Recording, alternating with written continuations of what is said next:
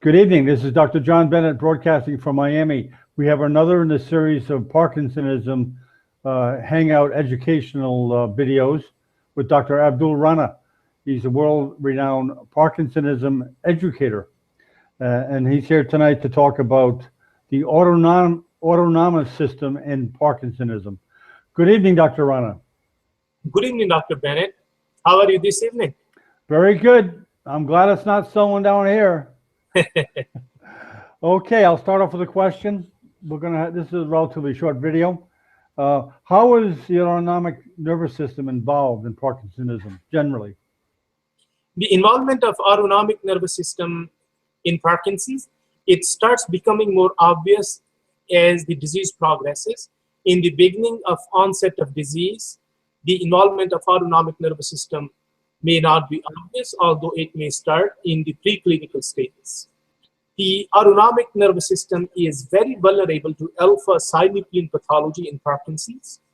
The cardiac sympathetic denervation in alpha-synuclein pathology, it could start in the pre-symptomatic phase of Parkinson's, and as disease progresses, it may become more worse. The cardiac sympathetic denervation is not only specific for Parkinson's, it could occur in other neurodegenerative conditions, such as multiple system atrophy. Barak and his colleagues, they proposed a pathological staging of Parkinson's disease, and they suggested that the initial pathological changes, they start in the lower brainstem, and then they progress forward.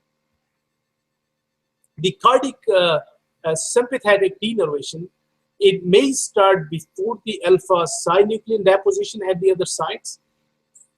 Although the involvement of the peripheral nervous system was not emphasized in Brock's model of pathological staging of Parkinson's disease, but the Lewy body pathology does involve the central autonomic nuclei in the caudal brainstem in the early stages, and it is becoming more clear that the peripheral nervous system is affected early in the course of disease in patients with Parkinson's. Those patients who develop orthostatic hypotension early in the course of disease, or relatively early in the course of disease, they may have more pronounced autonomic dysfunction as compared to those who develop the postural hypotension in the later part of the disease. Very good. What can it lead to, this dysfunction in the autonomic nervous system? The autonomic nervous system dysfunction could lead to many disabling symptoms, and some of these symptoms may be very difficult to treat. So autonomic dysfunction could cause urinary bladder problems, which can lead to urgency of urination, more frequency of urination, nocturia, and sometimes sphincter and the wall of the bladder, dyssynergia, in coordination. In some patients, it could cause postural hypotension as well. Constipation is also a consequence of autonomic dysfunction. And another important symptom of autonomic dysfunction is sexual dysfunction. Some experts believe that the dry skin also has some involvement of autonomic nervous system. And in a small number of patients, there could be problems such as cold sensitivity or episodic sweating. This could be related to autonomic dysfunction in Parkinson's disease.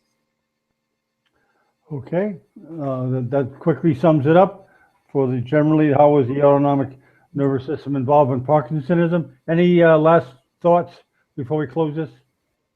The autonomic nervous system dysfunction, as I was just saying, it could cause symptoms which could be quite disabling, such as postural hypotension, urinary dysfunction, and sexual dysfunction. These symptoms are such that they are difficult to treat.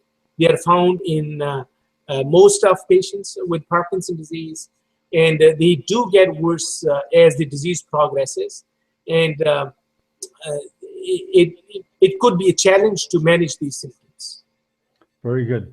Okay, thank you, Dr. Rana. We're on to the next in the series of Parkinsonism videos. Thank you very much. Thank you.